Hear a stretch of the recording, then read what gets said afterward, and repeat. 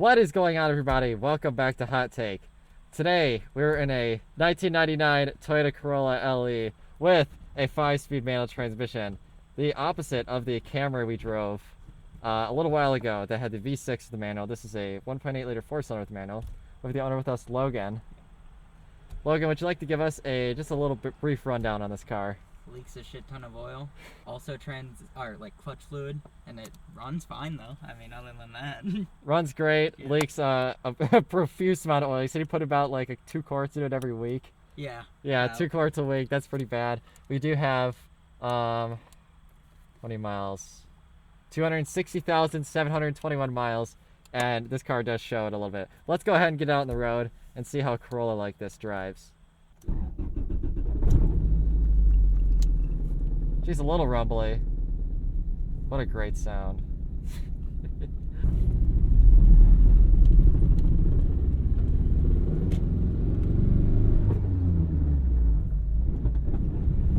Well, all things considered, it actually doesn't drive that terribly. Yeah, no. Doesn't pull very much. So. No, trans slides in the gear beautifully. Yeah. Well, that's a Toyota for you. Oh my god.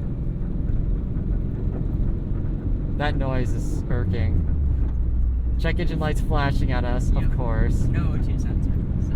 Oh, okay, so it's not happy about that. What are like safe speeds in this car to reach? I've gone a little over 100 in this thing. I don't think we'll be doing that today, Yeah. but yeah. So some initial impressions. It actually doesn't ride that terribly. Alignment is super off. And I mean, it just feels really, really janky. But I mean, I don't know. It actually, I feel like it could be a lot worse than what it is. I like the gear ratios on this. Was that clunking the mount issue? Yeah, I think so. I'm pretty sure it's the intake hitting the front support. Fun. I actually think in a case like this, RPM might be better to a certain degree. It generally is. Because it keeps it smoother. It vibrates a lot. Yes. Words can't really describe how this car drives, honestly. I mean, it's kind of rough, but like, also not. So you said your initial plan for this was to go Lemons racing. Yep. I was just gonna slap some coilovers on it and run it. Well, isn't there a $500 limit on Lemons racing? Yeah, but you can there's time penalties for going over. Oh, okay. To just take the hit. Yeah. I mean, people don't really. Isn't the prize money if you win like $499? I think so. Yeah. Like they encourage you not to spend. Like they kind of tell everybody like, hey, this is not a sport to make money. You're just racing garbage Yeah. piles. That's awesome. So you're not taking this Lemons racing, so you've just been kind of daily driving it. I mean, around town, honestly, like I feel like it could be worse. Yeah. Load up the suspension a little bit. Oh god, what a horrible noise. So did you replace the 2 motor mounts that are in it right now? No. Then why did you remove the others? I had to take out all 4 to get the transmission off and replace the clutch. Oh, I see. Oh, so it has a new clutch in here. Yep. I see. That's why the clutch feels good. It's a little spongy, but like it actually grabs well.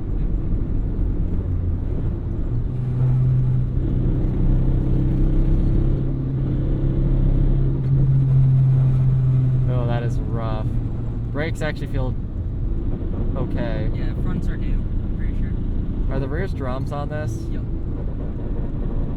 Okay, so rear drum brake. That's the way my Camry is too. Maybe I just need pads on mine because your pedal feels a lot better than mine does.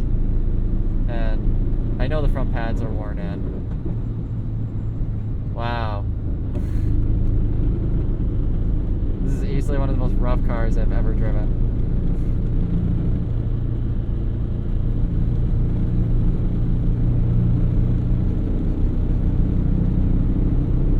Is this normal?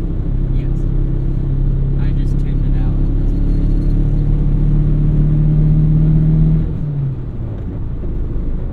thing just makes so many noises. Yeah. So I'll talk about the steering a little bit. It feels a little, actually very similar to the other Camry we drove. I mean, it's a little vague. Very vague, actually. Doesn't help this car profusely needs an alignment. The shifter feels a little better than the other Camry we drove, actually. Which I think we both are guessing is a different transmission. I think so.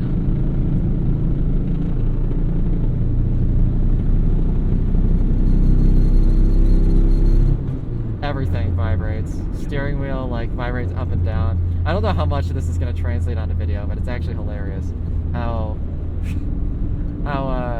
rough it is. Try third gear.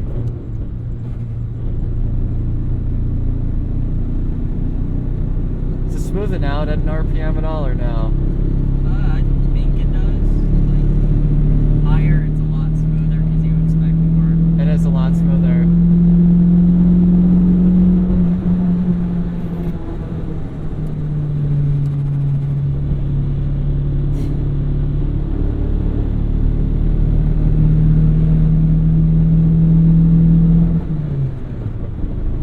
It is so comforting that the brakes work really well in this car. Well, yeah, when I let off there for a minute, I could feel the whole car want to kind of twist. The flywheel on this feels pretty light. And by light, I mean it doesn't feel, I guess lighter flywheel. It feels like it's not super heavy. Car kind of likes the rev match. I mean, Toyota used to make cars that were really good at kind of back road fun. Said you always liked this body style? Oh yeah. Yeah, this is kind of like the late 90s Toyotas were kind of just like, that was it. They had it all figured out. I'm surprised. I mean, even the interior, like, I feel like it could be a lot worse. The steering wheel's a little worn up there, but I mean, most other cars from this era that are this rough are just like completely trashed. This, like, your center vents are still there, they're one piece. All these controls, they're not super sticky or awful, they actually feel nice. The radio still looks nice. Dashboard has some spots, but it's fine. Door cards are in one piece, seats are in one piece. Like, Toyota just did it so well from this era. It's unreal. Oh, there's your corner light. Should we stop and fix that? I mean, if you want, your choice. Is it gonna fly off, or is that? I've taken this thing at 90 with it off, so. Okay, we'll fix it when we turn around. My. Oh, look at that! It still turns on. Oh man, this poor automobile.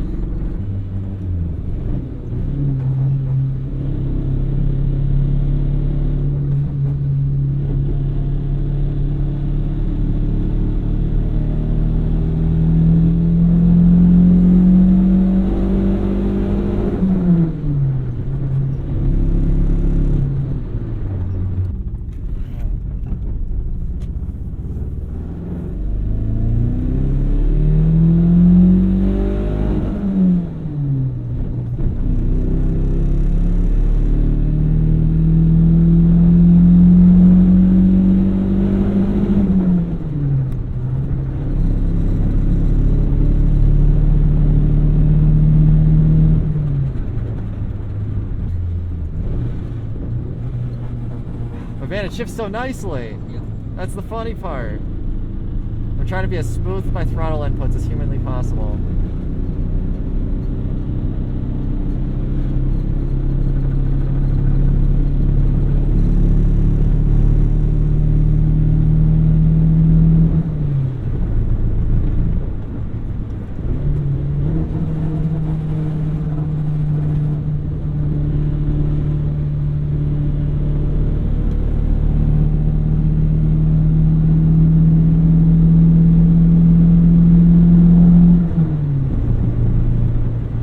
Throttle pedal is very touchy, which I imagine, I mean, the engine mounts is exasperating that, I'm sure, but I imagine it probably would still be somewhat like that even without that issue. Yeah, I tightened it up a lot, so.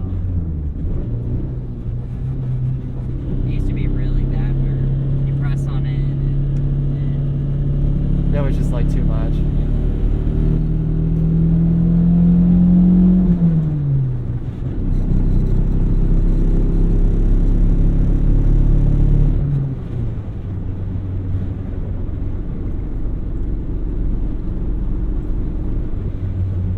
wonder how Honda that was in this poor shape would drive. I don't know. On my old Accord, I had a 92. Yeah. No, a 90 a while ago that I sold and got this. Yeah. That was probably worse. Oh my god. How? How could it be worse? eBay coilovers that were extremely low and stiff. And then it would sometimes just stop running because it was losing oil pressure. Oh no. So I got rid of it. And when we bought it, only had second, fourth, and reverse. At least you have all the gears in this one. It was a lot of fun to drive. Well, it's a Honda. Honestly, you can anything with the 3 pedals. It can have an argument to be made for it and being fun to drive in this day and age. Honestly.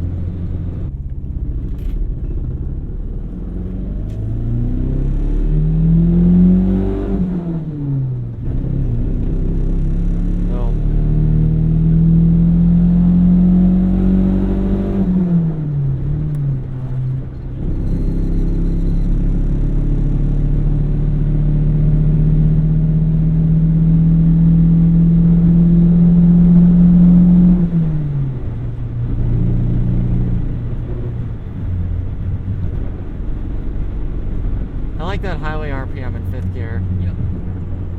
Not too Doesn't bad. do good when you press on the gas, but What? just doesn't do good when you press on the gas in 5th, but when you're just cruising, it feels nice. Yeah. I got the pop again when I went from 5 to 4. So, I mean, it's pretty slow as we expected. Hopefully the audio was fine. Yep. But yeah, it's rough. Very rough. Well, everybody, we finished our test drive of the shitbox 1999 Toyota Corolla. Overall, it was super rough. In some ways, it was smoother than I expected. The actual operation of it, like the shifter, the pedal operation, the steering and everything, it actually didn't feel that bad. It's just honestly those motor mounts. I feel like if the motor mount issue was fixed, this car would actually drive pretty like well considering the mileage and the state it's in. But Logan, Yep. thanks for coming onto the channel. Is there anything else you'd like to say about it other than it's for sale? Not really, no. With that, let's go ahead and give it a score. Utility. This terrible example of a Toyota Corolla still has some left. It has reasonable space, a decent trunk, and it rides okay, especially given the mileage. However, the engine mount issue and excessive oil consumption that's frankly egregious brings it down to a 2 out of 10. Features. The features list is basic for a Corolla of this year. It has a radio, climate control, and even power windows. Materials are bare bone but purposeful and utilitarian. It gets 2 out of 10. MPG. The EPA rates us at 27 city and 34 highway with a combined of 30. Oil consumption notwithstanding, it gets a 9 out of 10. Cool level. There's a novelty to a car that is in this poor of condition that still runs and drives. However, that quickly diminishes when you're hit with the cold, harsh reality that this vehicle is more of a liability than an asset. It gets 2 out of 10. Driver's feedback. Steering is imprecise at best, but the brake pedal and shifter feel are better than expected. Shifter especially feels notchy and direct. The engine rattles a lot, so I guess that counts as feedback, and yes, that is in air quotes. It gets a 4 out of 10. Acceleration. The 0 to 60 is normally about 8.7 seconds. This one feels slower. Maybe the engine mounts has something to do with it. Maybe it's oil consumption, who knows? It gets 1 out of 10 anyway. Should you buy it? A Corolla like this, even in its less than average condition, is still probably going to be reliable, assuming you can keep oil in it. That said, no car in this condition can really be relied on as a daily driver, and it doesn't have that much fun value either, other than marveling at how it still runs. It gets 2 out of 15, putting it here on our list. I'm being very critical of this car, but I still enjoy driving it. There's something eye-opening about experiencing a car in this kind of shape and seeing how bad it can really get. I do have to hand it to Toyota though, they have it where it counts. The only reason this car is still around is because of the 3 pedals. In a world of dying manual transmissions, I think we're all on the hunt for the last of its kind. While I think there's a lot of value in enjoying 3 pedals, I also think sacrificing everything else at all costs to have that experience is a bit extreme.